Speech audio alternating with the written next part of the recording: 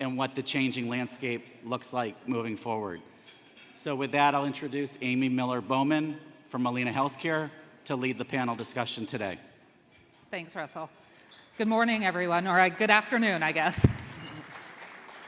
So thank you guys for joining us today. I know that there's a lot going on today as we think about what is happening for individuals that we serve. So I'm excited to talk about this topic with a few of our partners that we work with on a regular basis. So again, Amy Miller-Bowman, I am the Vice President for Market Development and Strategy at Molina Healthcare.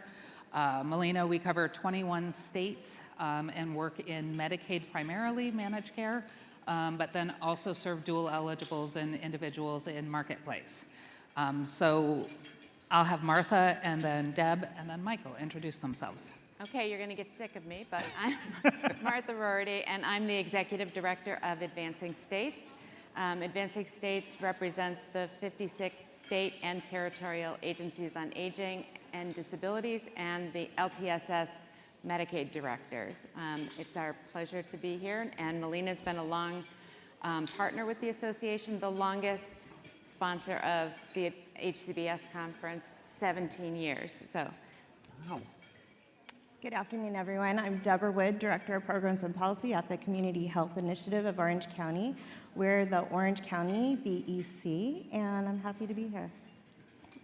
Well, good afternoon, everyone. My name is Mike Billnitzer. I am with Benjamin Rose, and Benjamin Rose's mission is to help older adults on their aging journey and support their caregivers.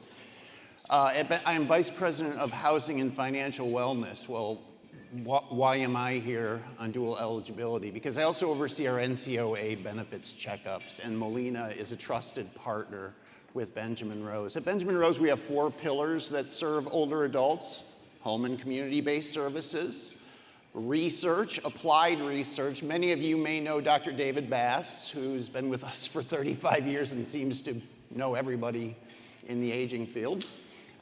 We also have 7 senior centers, Rose centers, and that's important about socialization, home-delivered meals, congregate meals, and then housing and financial wellness. And I will not go into the litany of programs that we offer under housing and financial wellness. But I did want to make sure that you knew that we oversee the NCOA benefits checkup, which we do as a routine part of our service delivery. Perfect. So 2025 is a year of change. I think that we are all in a moment where we wake up every day and we look at the news to see how our lives are going to be affected, potentially coming up. One of the things we wanted to discuss is how are we going to keep the members that we serve educated on what is actually happening today, what is real, what is facts, what is just, misinformation, and how are we going to partner better together. So Martha, I want to start with you. yay. Yeah. I think Ellie said something really important earlier today about making sure that the messages that we are conveying to our members as the states or the states through their providers, making sure that we're saying it in a calm, cool manner, and that it's factual. A lot of rumors are swirling because there's so much angst. And that can create more anxiety in the individuals that we serve. I will share that one of the things that we do on behalf of states is a lot of stakeholder engagement work. A lot of times that's leading up to a big change about to occur. And what we've found over the course of doing that is we have to go where the people are, right? Instead, some states haven't traditionally done a great job of stakeholder engagement, to be honest, and they expect seniors and people with disabilities to come to them. What we're doing is we're going to where they are. I don't care if it's McDonald's to meet for the senior men's coffee clutch. I don't care if it's assisted living. I don't care if it's senior housing. We'll go wherever there's a group of individuals. And oftentimes, within like the senior housing, for instance, there's a case manager that if we impart the wisdom of what's happening, then that person can help continue to explain. Doctors' offices can be great sources, but you have to do more and more outreach, and I think this is the time when we need to be doing more, not less of that. Debra? Well, in Orange County, California, that's where we have formed several collaborations to work together to educate the public. And what we do is we partner with different organizations who serve different populations within Orange County, the most vulnerable. So whether it's a certain language barrier or just a cultural divide that we're facing, we try to all come together to make sure that everyone is receiving the proper information. And we do that through different ways. We've been holding workshops. We've been doing mass text messaging campaigns to get things out. But then the other thing we're really working on right now is trying to educate our clients on how to speak up for themselves. So that way, when we go and we talk to our local elected officials, they can come with us and they can have a voice as well. Wow, I think Martha and Debra hit it spot on the head. I can tell you at Benjamin Rose, we're a HUD-approved agency too, by the way, which is a little bit strange, but it's how one of our entities merged in. At Benjamin Rose, we have a dedicated community engagement manager because you do have to go where older adults congregate. So inherently in the population that we serve, which is multicultural, they tend not to trust institutions. And that's a problem. And so we had a reputation, the part of Benjamin Rose that does housing and financial wellness, had a history in the community for doing that, so we brought a population with us. About 33% of the people that we see through word of mouth. So the quality that you deliver has to be good. You know, there's an old saying that if you do something right in customer service, the person that you helped will tell 2 people. If you do something wrong, they'll tell 9. So you have to make sure that you're delivering a quality service. Part of that is education. So not just for our community engagement manager, but we're all SHIP certified. So that's important to have somebody there. And then I think we have to think about older adults, and particularly older adults with Alzheimer's and related dementias, and thinking about how we communicate with their caregivers. That when you're addressing an older adult, we have to keep in mind they're probably, might be hard of hearing, might be hard of seeing. How are you delivering that message? So it's not just being as clear and concise as possible in a very esoteric topic, but it's also having people that they trust that they can hear it from. I think that's really critical. I think one of the things that we talk about constantly as a Medicaid managed care plan is not only how are we going to communicate with our members, but also their caregivers. Caregivers are incredibly important these days. I myself am a caregiver to a mother with Alzheimer's. I was actually speaking with my niece yesterday she's 40 and she's caregiving for her mother-in-law and raising 4 teenage boys. Ugh. And dealing with somebody with multi-personality, schizophrenia, dementia, and addiction. And unfortunately, you know, her story yesterday was she called me, and I'm a former SHIP volunteer, so I'm always the person that people call, obviously. You know, and you and I talk about this all the time. You know, people are like, oh, you work in Medicaid. And they're like, okay, so my older adult, my parent, and 65. I'm like, well, that's Medicare. So let's talk about that. But, you know, ended up getting put into a Medicare Advantage plan that they didn't understand that they got switched to. So how do we have those discussions? How do we help support them? And then, as you and I were talking, how do we also ensure that we are talking to our newly elected officials about, you know, what's the difference between Medicare and Medicaid? I think you looked up the numbers. Yeah. That's it. There's 75 new congressional members. Yeah. This year. That's over a fourth of our House of Representatives that are new members of Congress. So getting them educated on Medicare and Medicaid.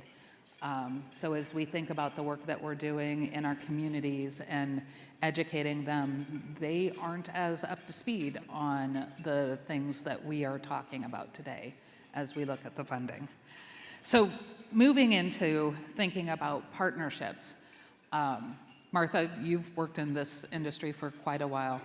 Who is the partner that you look back on most recently and go, gosh, we hadn't thought about partnering with them before, but now as we think about the world we're living in today, we are working with them more closely? There's so many that I wish that I could be, but I think we've partnered a lot with managed care, I will say, if I'm looking back historically. It started with just as a sponsor, but then, as I mentioned earlier today, with the trend happening during the last recession in 2011 and the number of states that moved to manage long-term services and supports, partnering with the managed care entities to make sure that we were providing the best information to the consumer, explaining the change to them in a way that they would understand. And then, once it's implemented, staying with them and making sure that the bumps that inevitably occur whenever you change a system are ironed out quickly. I think the managed care companies have done an excellent job of helping to support, because nobody wants an above-the-fold article about something bad happening. Nobody. And it's just been a very strong partnership.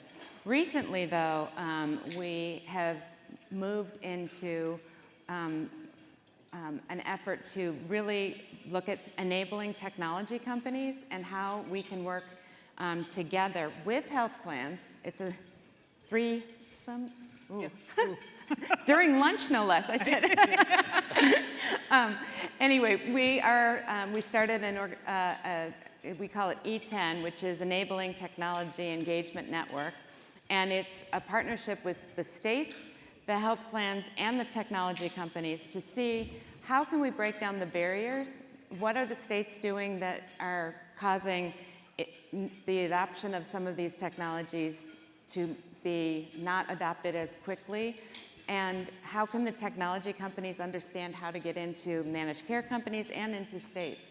And I think we have to think boldly, and I loved Ellie saying earlier today that we're going to have robots walking my dog. That would be awesome. But there are other technologies that are amazing. Like we have even the, I've fallen and I can't get up buttons now have AI that you can have reverse calling generated by AI, and the AI can notify you if the senior is having a difficult time making conversations, et cetera, or is just lonely and needs a visit. So I think that's one of the newest ones that I'm really excited about, and there's so many more that I think aging and disability directors need to be partnering with. For us, one of the newer partnerships that we have is with the OC, Workforce and Economic Development Division, and we're partnering with them in different ways to make sure that we're at the table together. So we're at the table at job fairs, resource fairs, and things like that, but also at different meetings. And in our population in Orange County, the aging population will have 65 and over will double by 2050. So what we're trying to do now is look at our infrastructure to make sure that we're prepared for this growth. And so some of the things that we're doing is we're engaging our population by giving them instruction on how to be community health workers, so then they can also go out and educate their communities on the benefits and things that they're able to do, and also, again, to help them elevate their voices. Oh, I'm glad to hear the types of partners you have, particularly the technology, because the partner I'm going to share May seem like it doesn't fit, but at the end I think you'll see that it does. We created a program when COVID started called COST, Connecting Our Seniors to Technology. Now think about the onset of COVID. I know you all lived it and you probably all had very little sleep and probably lost loved ones along the way. But think about older adults and COVID. So they were already the most socially isolated segment of the population. When we do financial education workshops, home ownership workshops, aging in place workshops, financial fatigue of caregiving workshops. So when March 2020 hit, everything stopped. And we had to quickly figure out a way to, the buzzword was pivot to be able to reach older adults who were also the most susceptible, not only the most socially isolated, but the most socially susceptible to dying from COVID. So how could we get them in? So we created this program with an organization called Ashbury Senior Community Computer Center that had been in the community 10, 15 years, have been doing this for forever. And they delivered, we decided they would deliver a curriculum about how to learn technology. We would teach them financial education, I'll explain that in a minute, and do financial counseling sessions and a benefit session. So when this older adult graduated that class, and this was in person during COVID with big social distancing and 10 maximum per class with personal protective equipment, when an older adult completed the program requirements, they got a laptop, they got a year of subsidized internet, and what was most fascinating to me is you would walk in this class in 2021 when we started, and the instructor would say, please pick up your mouse. And older adults are looking around the room for a mouse. They were at that level of education. 8 weeks later, they have emails and they're emailing each other. And they're looking up things like telehealth and online banking and how to order food. We're on our 44th cohort now. So partnerships around technology is critical.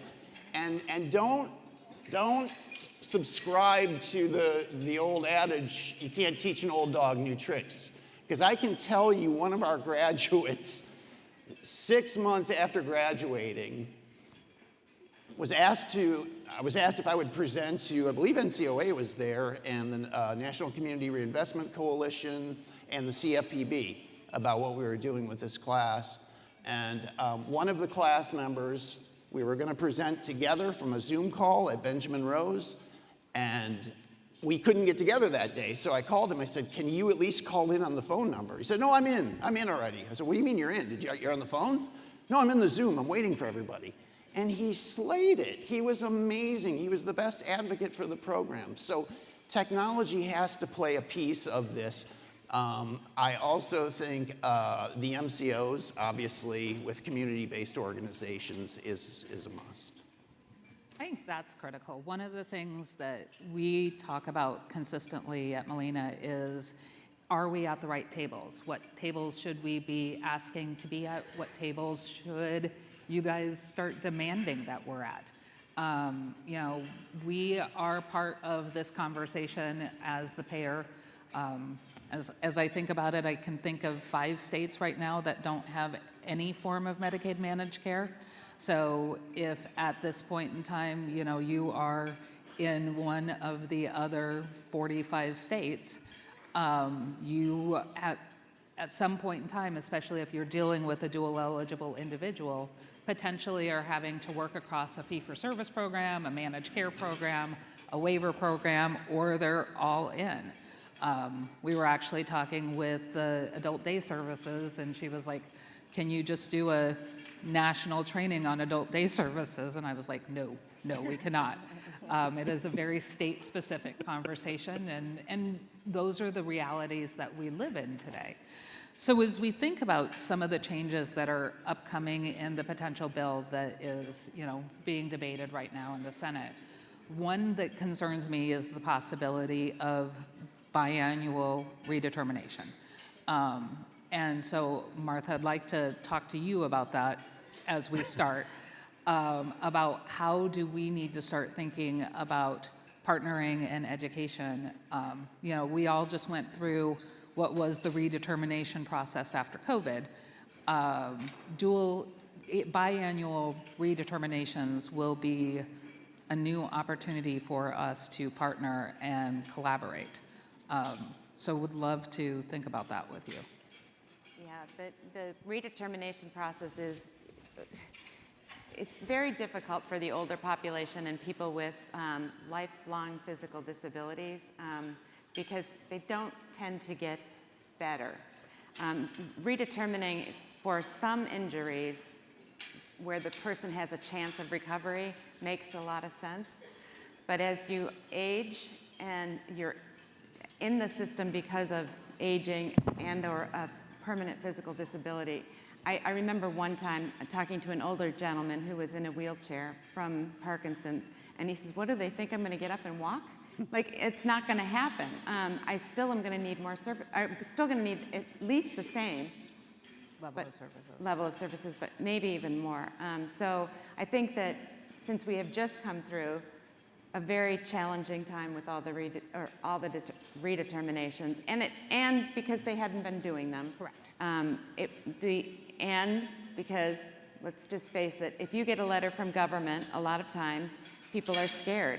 I know my son's my son is a dual, and when he gets a letter, oftentimes it depends on the day of the week, but I'll hide it until I'm in a good mood.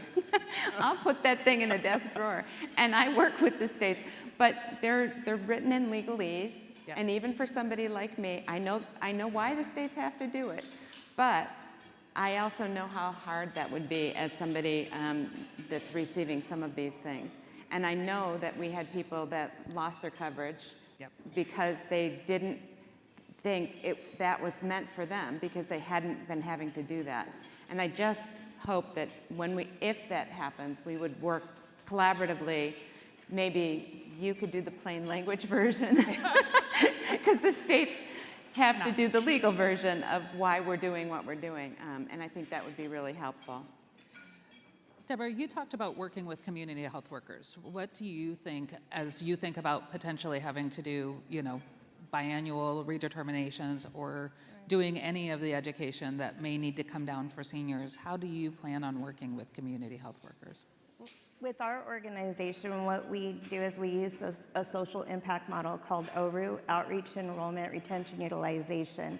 And so once a client comes in, we're in our system. So we have at least 4 touch points a year with them. One of them is at least 30 to 45 days before their re-enrollment or renewal time. And so by training them as well, then we usually are meeting with them 6 to 8 times a year, to be honest. And then we help them a lot.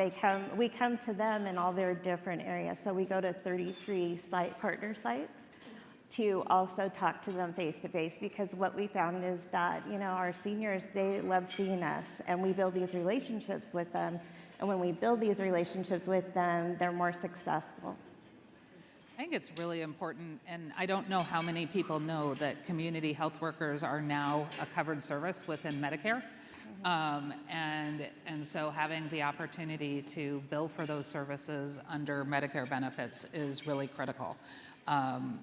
Medicaid states or states with Medicaid are moving towards it. You see more and more who are billing for community health workers. But I think the inclusion of it under Medicare in the last year has been game-changing. But I think it's still something we need to better talk about and better get senior centers and other individuals who might employ community health workers better educated on that opportunity. How about you? I think what we look at the most, what most concerns us right now, I can't speak in any level to redetermination like Martha can or Debra can, but I can say what we're watching, what the makeup of our population looks like, and what we're seeing in Washington today, or in the last couple of weeks, and the impact that has. We always worry about the benefits cliff, right? I mean, that's the one where it's a moving target, and are people going to lose benefits because we're doing something for them that's essential? I would say, another partnership that is critical in this in terms of the people that we need to reach and protect in terms of safety nets are the metropolitan housing authorities. We are administering a rental assistance program, which is, our qualification is 55 and older, and you had to have a COVID hardship. It's coming to an end. But we have been partnering with the Cuyahoga County Metropolitan Housing Authority, and you would be amazed. I'm telling you, I have seen older adults. Now think about this. Think about where we're at right now politically. But older adults who have not been able to make a full rent payment for 55 months.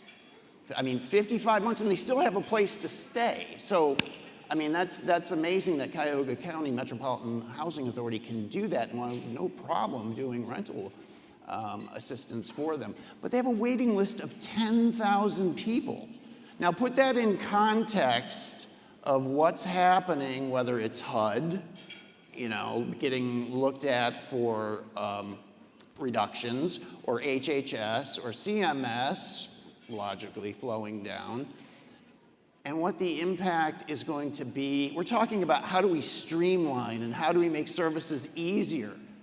That is not going to make things easier. And you need to have we were just talking about this before we started the session. You need to have the competency in-house, whether that's an ombudsman or a community engagement manager, to be able, who is well-trained to work, or social worker, who's well-trained to be able to work with and communicate with older adults. One last quick story about this, how complex this issue is.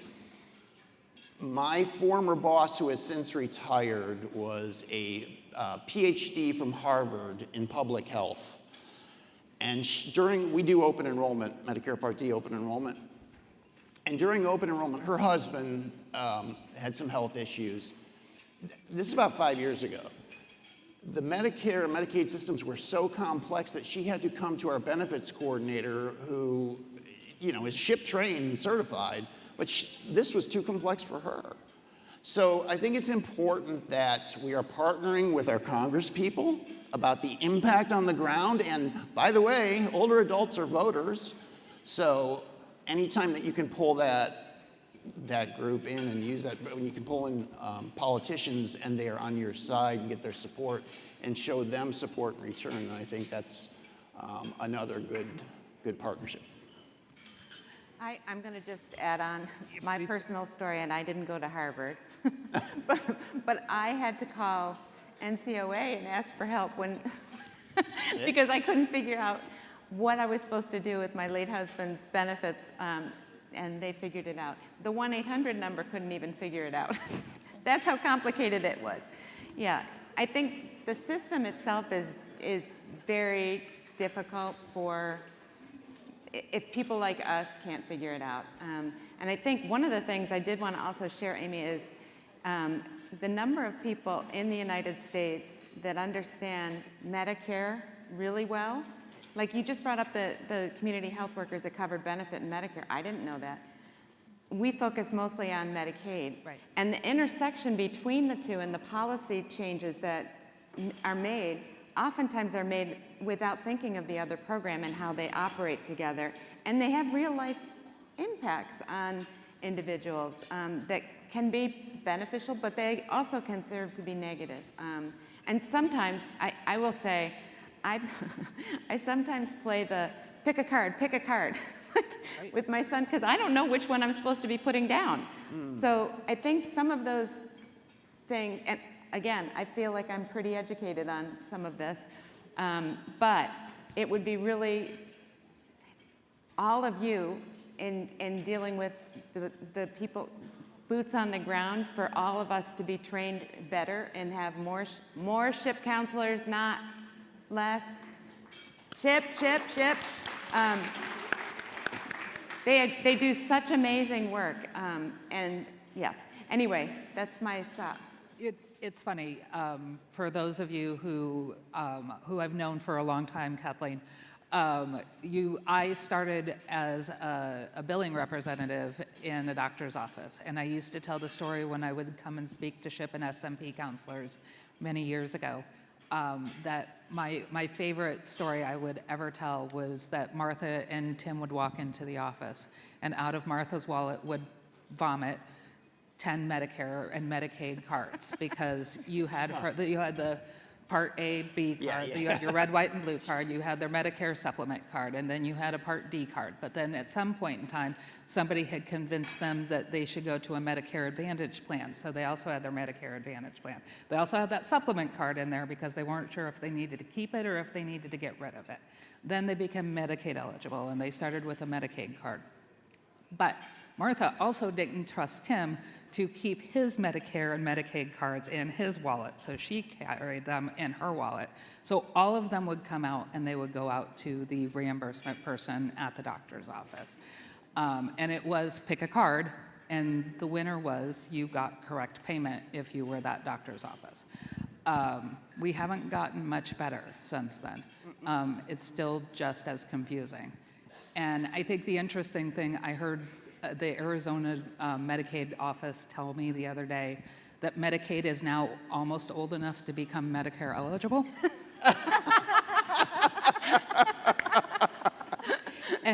And the problem with it is the fact that when Medicare and Medicaid rules were written, no one ever considered that one individual would be eligible for both programs. Yeah. And so we still continue to this day to talk about how are we going to better integrate opportunities for these individuals who are reality eligible for both programs today. So with just a little bit of time left, as we think about moving into the rest of 2025, who should you be looking around your table and saying, who am I missing? Who would you at the Advancing States table like to have come to the table for you to be working better with? Well, I think the trickiest public policy crisis that we're working, well, there's so many, but one of the trickiest is the people with serious complex needs that are not being placed any place else other than hospitals right now. They don't properly belong in an acute care, but nursing homes won't take them because they're very complicated. Oftentimes they're an older person with, let's say, intellectual disabilities and behavioral health issues and challenges, and they might have some physical issues like diabetes or something. I think we need to work with the nursing home industry. We need to work with the hospital associations, the health plans, everybody we can think of, the community-based organizations, to come together to figure out some practical solutions, because in every state we have this issue. Every single state has people that are in hospitals taking up beds that they shouldn't be taking up, and costing us a lot of money because we don't know how to place them in the community or in an institutional setting, either one. They're just very difficult. So I think that would be one of my big, and if anybody has an idea. I have a personal story on that one. My stepmom, she ended up in a situation like that where she was very ill. She was in assisted living. She had ended up in the hospital for a severe stay. They sent her back to assisted living. She ended up back in the hospital. The assisted living stopped taking her because she was a quality risk. The LTAC wouldn't take her because she wasn't sick enough. Right. The skilled nursing facility wouldn't take her because she cost too much on the drug side. Right. And so we ended up in this place of no man's land. And again, I work in Medicare and Medicaid. I know all the rules. So if I couldn't pull a lever to make, it easier for her, and unfortunately, she went from, she ended up in hospice before we could ever solve the problem. But the reality is, these are the conversations that many, many Americans are having, is how do I get my loved one into the correct place of service? So. I think that's, and you just touched on another point that I think is important, and that is that in the absence of a long-term care insurance in most states, and they're not selling the policies anymore for most people. In the absence of that, Medicaid is the de facto middle-class long-term care insurance. So a lot more people are going to be facing the issues around Medicare and Medicaid, and we ought to be thinking forward about like how are we going to bridge that so that we have the answers. That's correct. Michael, I'll let you go next. Boy, who should be at the table? That's a tough question. I don't know if I know the specific answer, but I'm going to ask the three of you to check me and make sure I understand next generation at least very well. It looks to be a spoke and hub model. So whoever the spokes are, whoever is filtering into that hub, who should be the expertise on education in the wheel, I think that's who needs to be at the table. If I'm going to start to rattle off who they should be, some have already been mentioned, community-based organizations for trust and access. I think the managed care organizations, the Medicare Advantage plans. I think that politicians need to be at the table. I think, though, the one message I was hoping to impart today is I think the one thing, and I certainly see this in housing, I see a lot of coalitions and committees trying to solve the lack of affordable housing issue, but they're doing it in a fragmented way. There needs to be a collaboration like NCOA or a Molina that is a convener, that brings people together and speaks with one voice, because that will inherently reduce some of the communication error, and it will standardize the education. I don't know who that convener is yet, but it's a big task. It's a big task. Debra? Well, I think that I just want to echo everything that you've said. I think that we need, our elected officials, but we also need to involve our community members, our clients as well, because I think that we need to hear from them and have them. And then the other thing that we're doing is we're actually looking, because like I said, we have rapid growth in our aging population currently, and we're finding that a lot of seniors are working into their later years. So we've been looking at building partnerships with our largest companies that are employing a lot of part-time seniors to try to get their buy-in to what their employees need. So last question, and this was one I didn't send you ahead of time, I just thought of it. You've talked about partnering with Medicaid managed care for a while now. How would you like to see Medicaid managed care show up better within this conversation? I'll put ourselves on the hot seat here. Ooh. Showing up better. Okay, I'm going to say it. Yep. You're fine. I'm going to be really critical. You still like me, right? Right. I think that one of the worst things out there is that health plans can sell commercials that sound like they are an 800 number of a trusted advisor. I can't stand it. I can't stand it.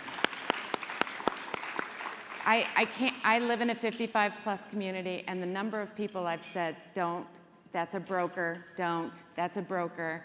I just wish that would go away, and that we would fund independent, trusted people to do the advisor. That's sorry. fine. No. Sorry. No. I think I don't disagree with that. Okay. Debra? What I find working with our community, that a lot of them are not even realizing, or they haven't been educated on, that they have to apply for Medicare at a certain age, and they don't know about the benefits and what they're actually eligible for.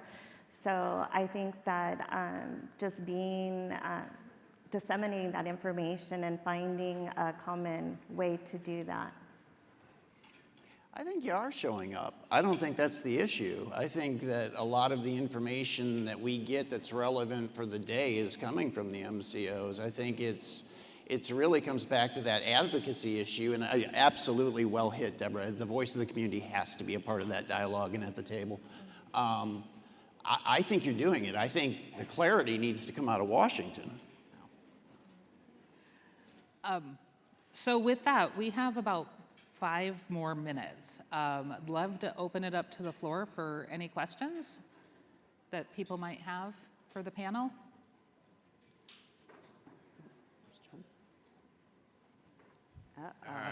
Thank you for an important and informative discussion.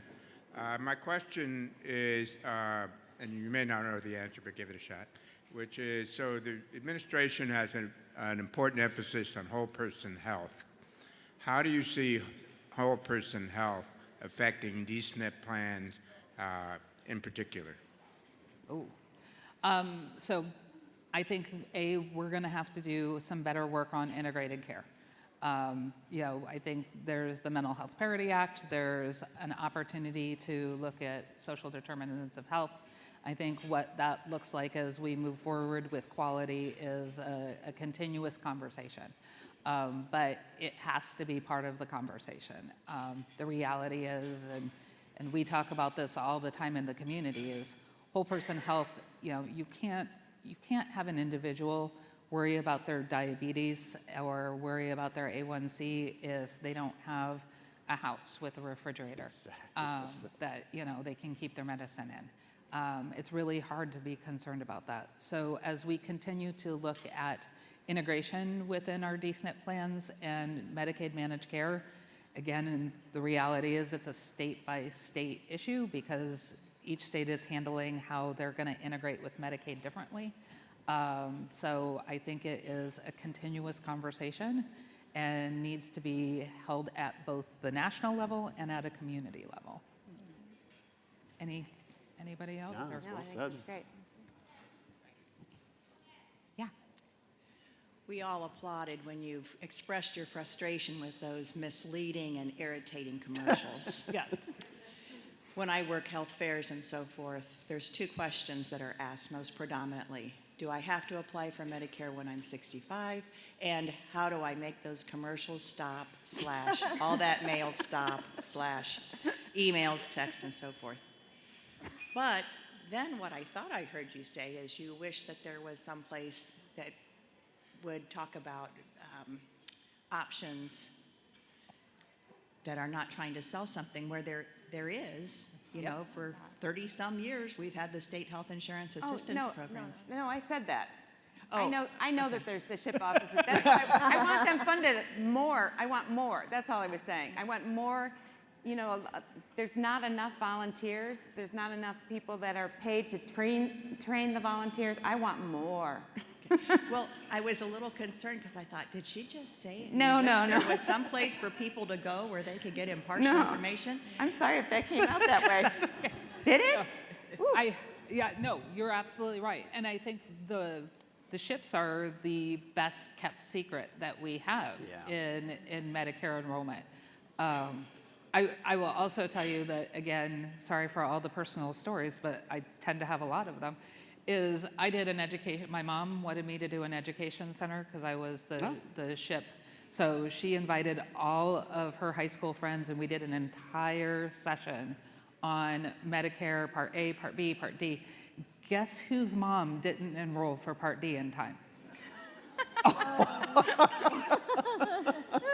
So guess whose mom has the whatever the extra fee is. I think it's really interesting because as much education as we can provide, we still sometimes need to make sure that we have not only provided it to the member and the senior, but also their caregivers. Because that is sometimes the only way they're actually gonna get taken care. I've just taken it over from my mom now. She's no longer allowed to make her choice. She just, every November I go in and we do my mother and my mother-in-law and we just get everybody applied for. Well, they're lucky to have you. And the difference, one of the many about those commercials on TV and the SHIP program are that we don't have the money to advertise on Right. TV. That is and correct. so that's why we're the best kept secret, Yep. because TV is still where people go for a lot of their information. Yeah. And somebody correct me if I'm wrong, has SHIP been put back in the budget? Last I heard, it had been taken out. So, It's unclear. It's unclear. okay. Yeah. It's unclear. Thank you. Good afternoon. I greatly appreciate all of your input to everything, and I've been just thinking about all this Medicaid renewal and how much it's affected our seniors as well as our adults with disabilities. And I realize that families have a struggle, families with small children have a struggle, and they're able to utilize the Medicaid/CHIP renewal application, but nowhere on there did it say the Medicare Savings Program's application, and this is where so many of our seniors fell off the cliff because they didn't realize that a Medicaid renewal even involved them, because when they got signed up for a Medicare Savings Plan or extra help, it wasn't under the guise of Medicaid, even though Medicaid was paying for it. Right. And so my hope would be that if we're going to do, which, God, I really pray that we don't do this, two times a year Medicaid enrollment or Medicaid renewal, excuse me, that there would be a door for seniors to go through and Right. people with disabilities to go through, and then everybody else can go through this door. Yeah. Because it breaks my heart to have an 83-year-old who has been dependent on Medicaid since before they were on Medicare and still needing the services and the financial assistance of Medicaid to have to get in this line to prove that their situation has never changed, it's not going to change, and they can just be on Medicaid. So somebody please open a door that just serves our seniors and our people with disabilities. Thank you. Good point. Amen. Amen. Well, with that, we're going to go ahead and close out our session. Want to thank NCOA for allowing us time to talk about this very, very important topic. I hope that by the end of this conversation, maybe you've thought about somebody at your table that you could reach out to and say, you know, if you're a senior center, please know that every Medicaid managed care plan has a community engagement and outreach team that would love to come talk to you and do education sessions. I can speak for Molina, but I know working for, and with multiple managed care plans, we all have them. And would love to be part of the conversation. So with that, thank you guys and have a good rest of your day. Thank you. Thank you.